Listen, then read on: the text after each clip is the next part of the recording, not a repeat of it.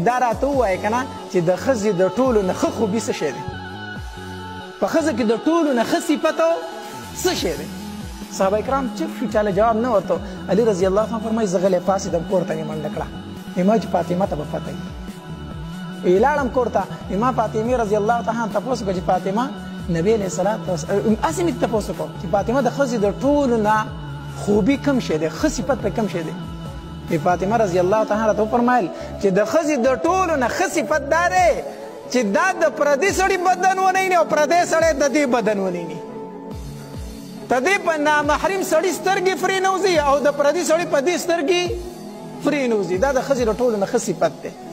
زه رالم نبي علیه السلام ته ما وفرمایل چې د الله پاکه پیغمبره د ښځې د ټولو نه ښه صفت دا دی چې نامحرم سړی دا ونه ویني او دا نامحرم سړی ونه ویني. نبی علیه السلام راته وفرمایل چې علي ښه رښتیا ووایه، جواب چا درکړی دی؟ علي ښه رښتیا ووایه، جواب چا درکړی دی؟ ما ته د الله پاکه پیغمبره فاطمه راته وویلو.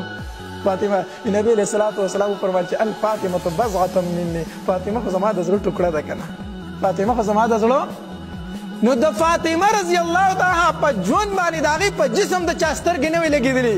موږ خو نن د زنانو په مړي باندې هغه څیز پې کېدو چې د جسم یې چاته پته نه لګي.